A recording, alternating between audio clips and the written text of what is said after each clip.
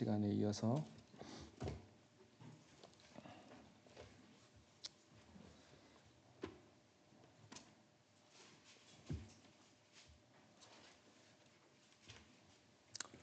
에스더 2장 12절부터 18절까지를 함께 보겠습니다.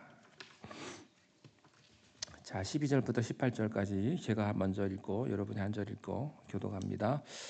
처녀마다 차례대로 아하수에로 왕에게 나아가기 전에 여자에 대하여 정한 규례대로 12달 동안을 행하되 6달은 모략 기름을 쓰고 6달은 향품과 여자에게 쓰는 다른 물품을 써서 몸을 정결하게 하는 기한을 마치며 처녀가 왕에게 나아갈 때에는 그가 구하는 것을 나누어 후궁에서 왕궁으로 가지고 가게 하고 저녁이면 갔다가 아침에는 둘째 후궁으로 돌아와서 비빈을 주관하는 넷이 사스가스의 수하에 속하고 왕이 그를 기뻐하여 그의 이름을 부르지 아니하면 다시 왕에게 나아가지 못하더라. 모르드게의 삼촌 아비하일의 딸 곧 모르드게가 자기의 딸같이 양육하는 에스더가 차례대로 왕에게 나아갈 때에 궁녀를 주관하는 넷이 헤게가 정한 것 외에는 다른 것을 구하지 아니하였으나 모든 부는 자에게서 사랑을 받더라. 아하수에로 왕의 제7년 10월 곧 데벳월에 에스더가 왕궁에 인도되어 들어가서 왕 앞에 나가니 왕이 모든 여자보다 에스더를 더 사랑하므로 그가 모든 처녀보다 왕 앞에 더 은총을 얻은지라.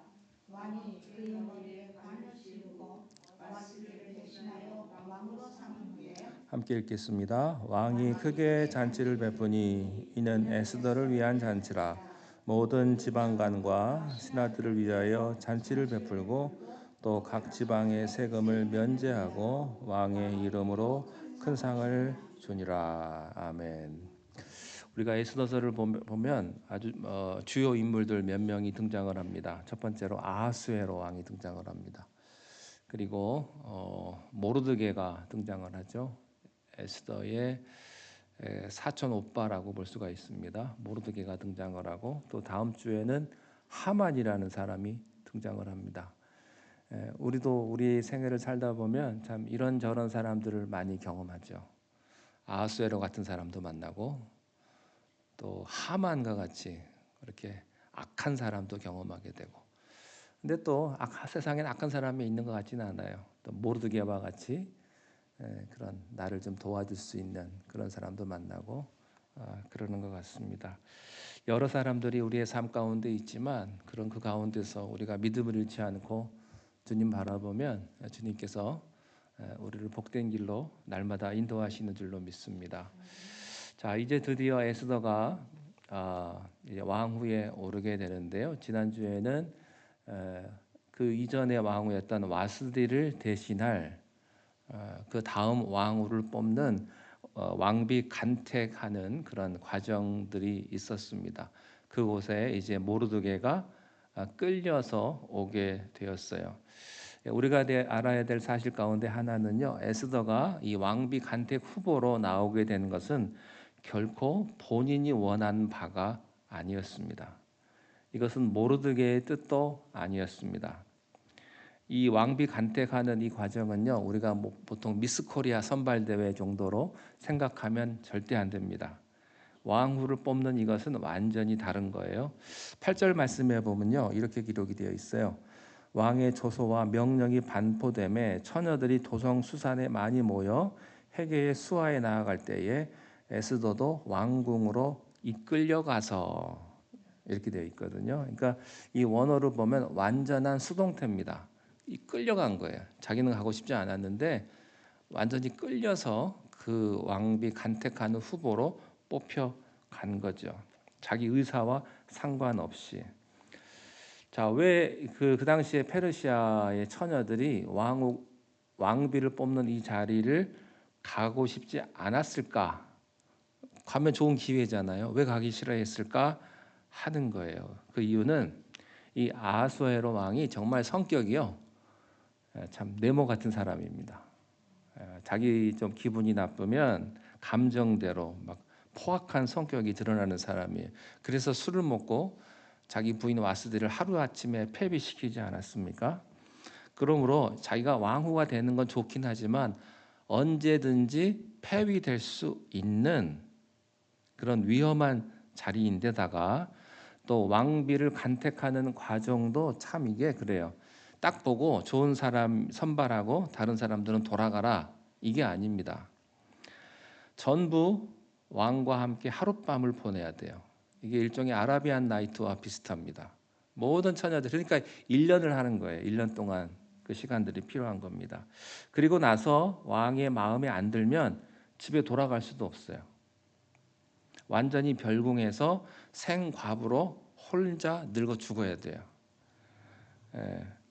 웬만한 집이 그런 곳에 자기 딸을 보내고 싶어 하겠습니까? 다 안 보내고 싶어 하죠. 그러니까 그 간택력이 내리는 순간에 이 정보를 미리 파악한 왕들은 자기의 딸들을 빨리빨리 시집을 보내버렸어요.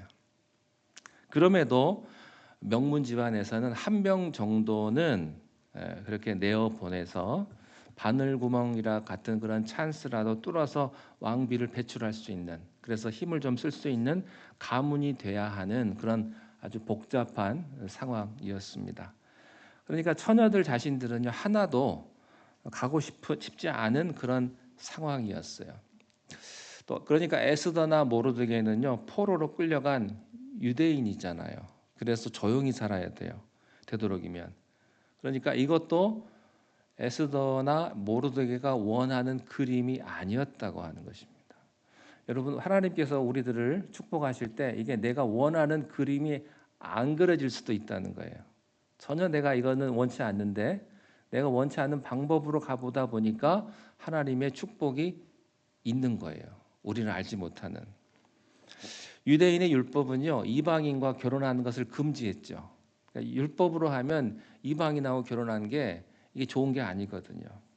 그래서 본인의 의사는 아니었는데 왜 차출이 되었을까요? 워낙에 미모가 출중하니까.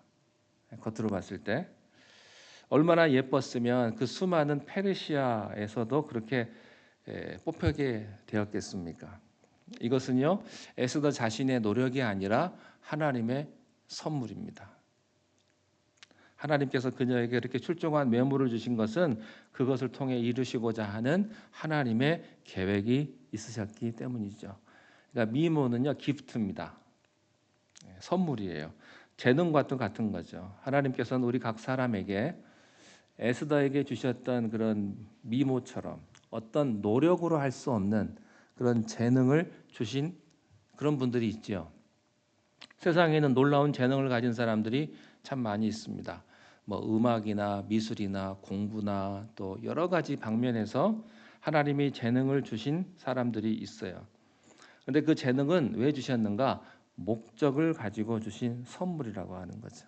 그래서 하나님께서 우리들에게 주신 그 재능은 어떻게 보면 우리의 목표로 가는 하나의 과정일 뿐입니다. 하나님께서 그 재능을 주시고 그것을 통해서 하나님께서 어떤 일을, 어떤 사명을 주신 겁니다. 이것은 나를 위해 쓰라고 주신 것이 아니고 하나님께서 어떤 사명을 위해서 어떤 일을 맡기시기 위해서 주셨다는 것을 우리가 고민하고 기도해야 한다고 하는 사실이죠.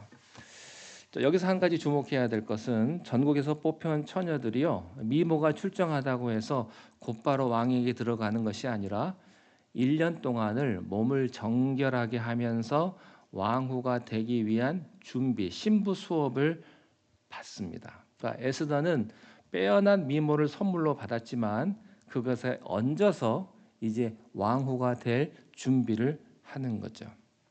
그러니까 하나님께서 우리들에게 재능을 주셨지만 그 재능이 우리의 실력이 되려면 훈련을 해야 됩니다. 다듬어야 되는 거죠. 노력을 해야 됩니다. 내게 주신 재능을 방치하면 그것이 결코 실력이 되지 않습니다. 하나님께서 우리들에게 재능을 주셨다면 이제 훈련을 하고 노력을 해서 그것을 나의 실력으로 만드는 것이 중요합니다.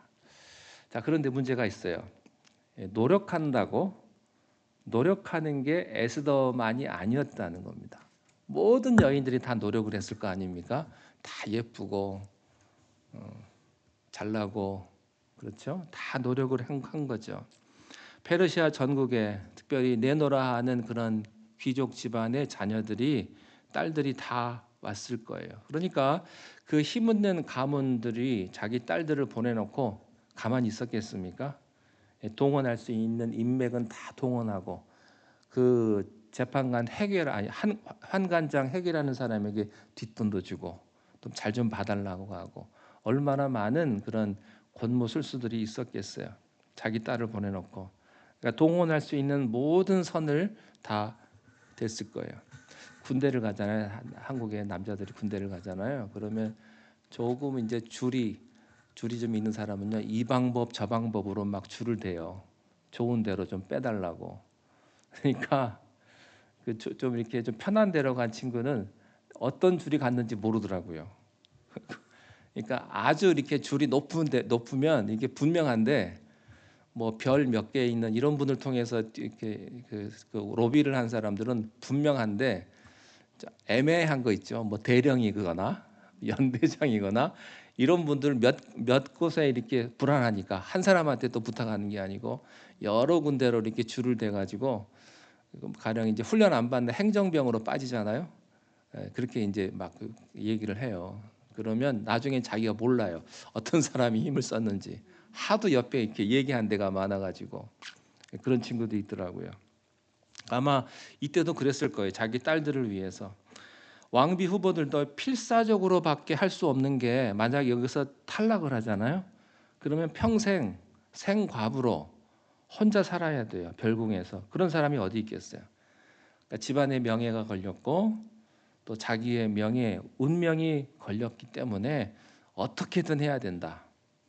이 경쟁에서 승리하지 않으면 인생이 끝난다. 그러니까 모든 가문의 교수들은요 수단 방법을 가리지 않았을 거예요.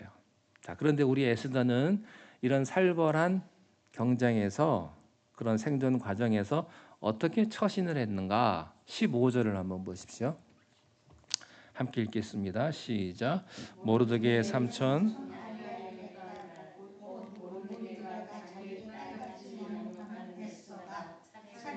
왕에게 나아갈 때에 궁녀를 주관하는 내시 헤게가 정한 것 외에는 다른 것을 구하지 아니하였으나 모든 보는 자에게 사랑을 기가 막힌 모습입니다. 다른 사람들처럼요 사적으로 요즘 잘 나간다는 K 화장품, 한국 화장품 이렇게 들어오지도 않고 또 액세서리도 들여오고 그런 편법을 하나도 동원하지 않았다는 거죠. 그러니까 그냥 기본적으로 제공해 주는 것만을 사용했다는 것이죠. 이것은 에스더가요 평정심을 잃지 않았다는 것이고 무리수를 두지 않았다는 겁니다.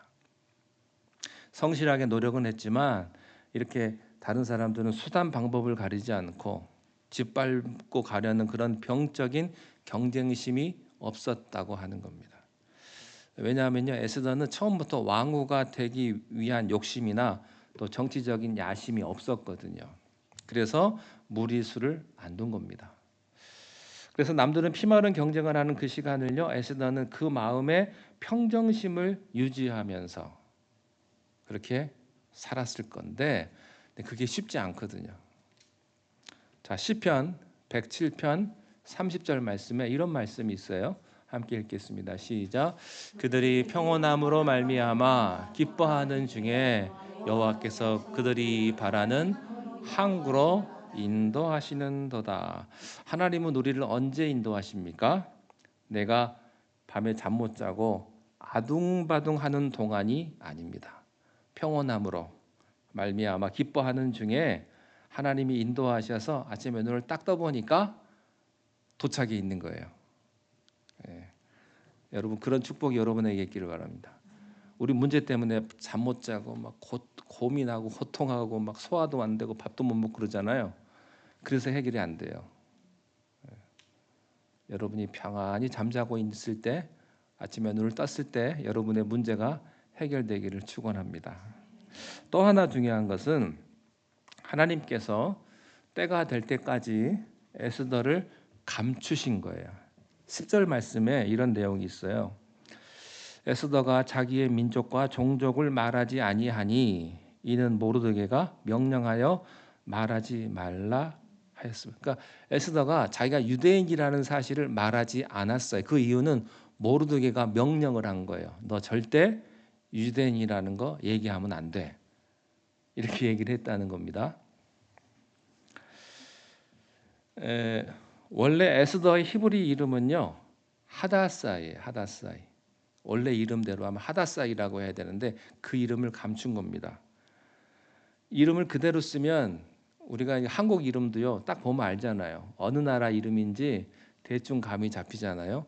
유대인 이름도요 딱 보면 아, 저 사람이 유대인이구나, 저 사람이 페르시아 사람이구나 라는 것을 알 수 있어요. 그러니까 한국 사람이 미국 와가지고 뭐 다른 이름을 바꾼 거예요. 나름대로 한국 이름 안 쓰고. 그러면 몰라요. 뭐 성 레스트 네임을 보면 다 알 수는 있겠지만 그냥 이름만 얘기하면 잘 모른단 말이죠. 그래서 왕비를 간택하는 후보의 이름을 쓸 때는 모르드게가 페르시아 이름인 에스더를 써라 이렇게 얘기를 했어요. 근데 페르시아 이름도 멋있어요. 스타라는 뜻이거든요. 별이라는 뜻입니다. 에스더가. 자, 이게요. 우리가 어떻게 생각할 것인가? 유대 민족이라고 하는 사실을 숨기는 그런 신앙적인 타협이 아니라는 것입니다. 결정적인 때가 될 때까지는 지혜롭지 않기 때문입니다. 원래 페르시아는요 수많은 이방 족속들을 다 끌어안은 포용 정책을 했어요. 그래서 다른 민족들도 다 데리고 와서 그 나라에서 등용을 했습니다. 근데 그것은 하급 관리의 하나인 거고요. 올라가면 올라갈수록 보이지 않는 어떤 유리천정이 있었습니다. 특별히 유대인들은 유일신 하나님만을 섬기는 아주 고집스러운 민족이라는 평판이 자자해가지고 처음부터 유대인이라는 이름을 쓰고 나가면 사람들이 색안경을 쓰고 에스더를 볼 수 있단 말이죠. 그래서 모르드게가 일단은 그거를 감추게 한 거죠.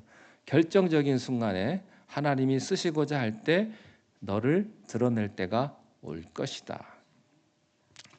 우리 크리스찬들이요 세상에 살 때도 좀 이런 지혜가 필요합니다. 만약에 처음에 누구를 만나거나 어디 직장에 처음 딱 들어갔는데 여러분 저 예수 믿습니다. 할렐루야 아멘. 그렇게 하는 것도 좋지만 또 너무 그런 분들이 많아서 문제죠. 입술로는 할렐루야 아멘 하고 맨날 주여 주여 하는 사람이 평소에 말하는 거 보면 그렇게 배려가 없고 막 이렇게 듣기 힘든 말도 막 함부로 하고 그건 지혜로운 게 아니죠. 차라리 할렐루야 아멘을 안 하는 게 낫죠.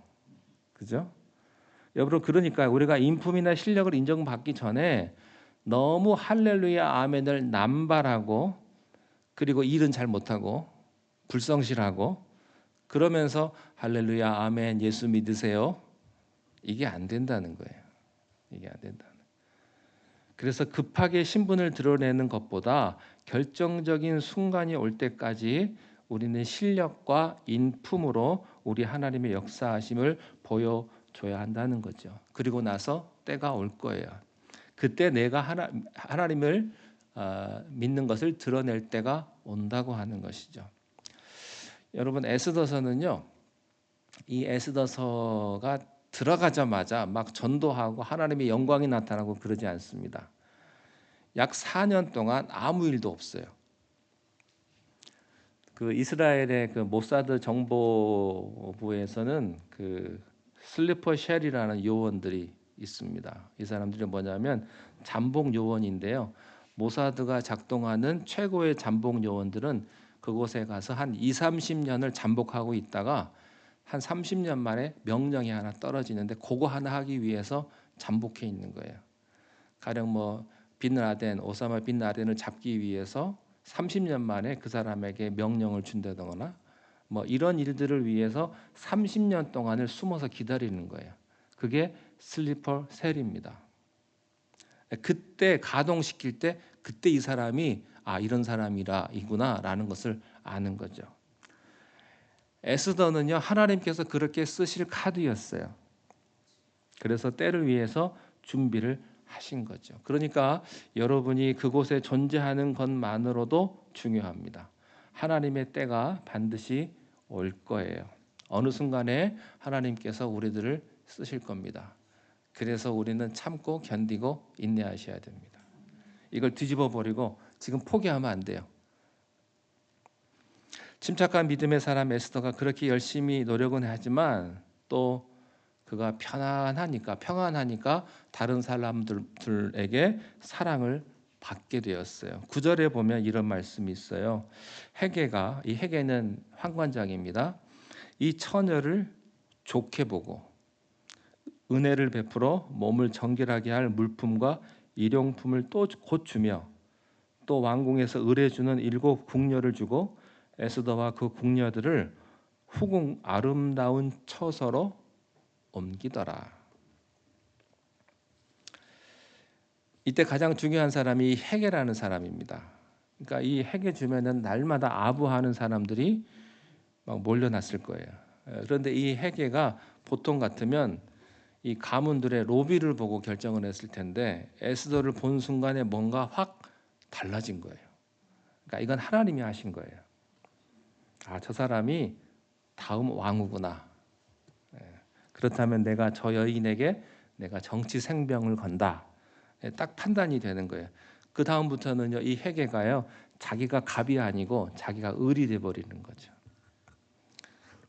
여러분 혹시 갑과 을 이 비유 대충 아시죠? 무슨 뜻인지. 제가 에이펙 성도님들하고 성경 공부하다가 갑, 을 얘기하는데 무슨 말인지 아무도 모르더라고요.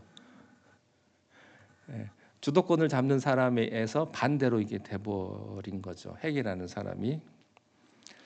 그래서요, 그 다음부터는 이 사람이 파격적인 은혜를 베푸는데 화장품이나 일용품들을 다 주는 것뿐만 아니라 헤게 이 환관장이 주위에 보통 물건을 줬겠습니까? 왕이 가장 좋아하는 물건, 왕이 가장 좋아하는 색깔에 왕이 알러지가 있으면 그건 다 빼버리고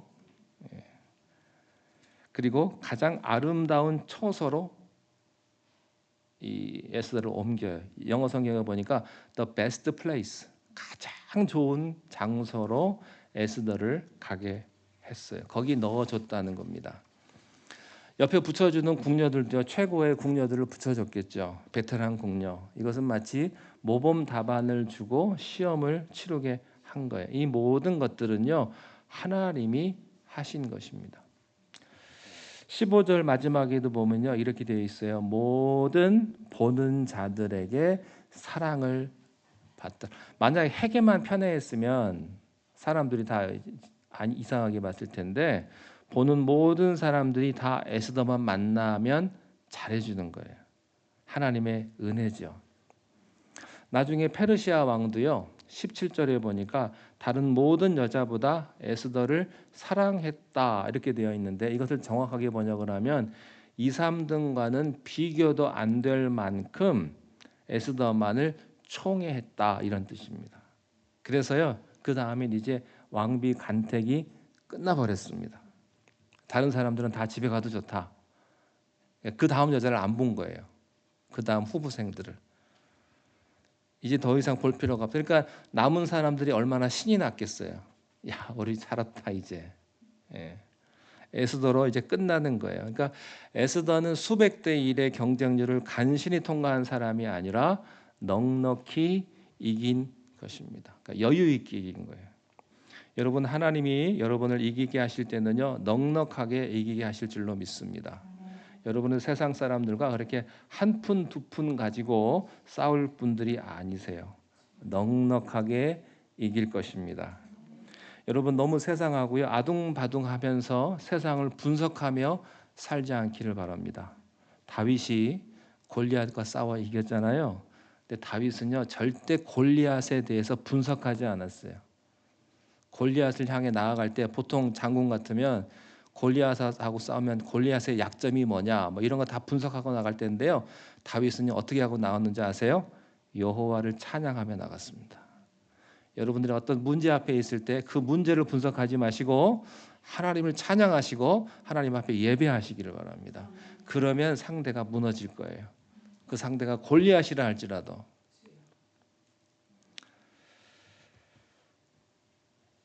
하나님만을 묵상하는 다윗이 골리앗을 꺾습니다. 세상의 무서움을 너무 바라보면서 주눅 들지 마십시오. 아침 묵상마다 그 사도행전을 하는데요. 사도행전에 보면 이제 다음 주 월요일, 화요일 내용인데 그 베드로와 요한이 감옥에 갔다가 풀려났잖아요. 풀려나서 이제 핍박이 시작이 됐는데 초대교인들이 다 같이 모였어요. 이제 핍박이 오는데 어떻게 하나. 그래서 모여서 기도를 합니다. 근데 기도 내용이 뭔지 아세요? 기도 내용이 어떻게 하면 이 핍박에서 벗어날 수 있겠습니까? 하나님 우리를 보호해 주세요. 이게 아니고 하나님을 찬양합니다. 대주제여, 영광의 하나님이여, 천지를 창조하신 하나님 아버지를 찬양합니다.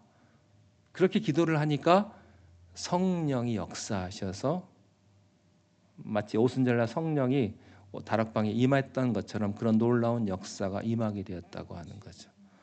여러분 너무 아프면 너무 아픈 것에서만 몰입하셔서 하나님 제발 이거 고쳐주세요. 이것만 매달리지 않길 바랍니다. 그것을 뛰어넘어서 하나님을 찬양하시면 하나님께서 여러분들에게 모든 어려움들을 다 보이지 않는 손으로 고쳐주실 줄로 믿습니다.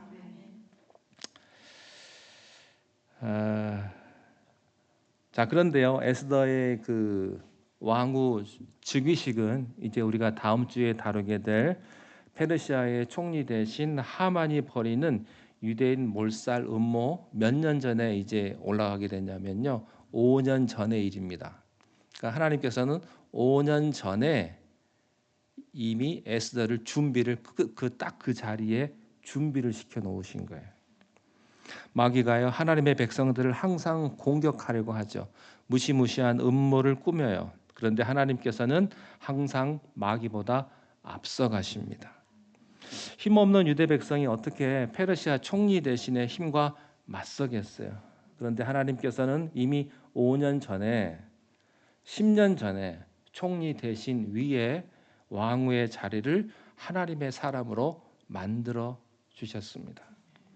그래서 여러분이 이 세상을 살면서 위기를 당하고 고통을 겪고 또 에스더처럼 여러분이 어릴 때 불행을 당하고 자기가 너무 작아 보인다 할지라도 걱정하지 마십시오. 모든 것을 아시는 하나님께서 여러분을 이끄시고 여러분이 생각하는 것보다 훨씬 더 높고 깊고 큰 차원에서 큰 그림을 그리시고 계십니다. 아무것도 두려워하지 마시고 하나님이 나와 함께 하신다. 여러분 늘 예배하시고 늘 기도하시면서 하나님과 함께 있으면 하나님께서 여러분의 인생을 마지막까지 축복하실 줄로 믿습니다. 기도하겠습니다. 하나님 아버지, 우리가 어떤 어려움을 당할지라도 어떤 환난 속에 있을지라도 우리가 여호와 하나님을 바라보며 우리를 가장 좋은 길로 인도하실 우리 아버지 하나님 앞에 모든 것을 다 맡기며 주님을 기뻐하며 살아가는 우리 인생이 되게 하여 주시옵소서. 어떤 상황 속에서도 그 어려움을 묵상하는 것이 아니라 하나님을 묵상하게 하시고 하나님의 사랑을 매일 경험하며 주님께 영광 돌려드리는 우리 성도님들이 되게 인도하여 주시옵소서. 돌아가는 발걸음도 주님께서 그 모든 운전의 아버지 하나님의 손길들 하나님께서 지켜 보호하여 주시고 그 성도님들이 가는 모든 발걸음들마다 하나님의 보이지 않는 손으로 모든 길들을 주님 복되게 안전케 인도하여 주시옵소서. 예수님 이름으로 기도하옵나이다. 아멘.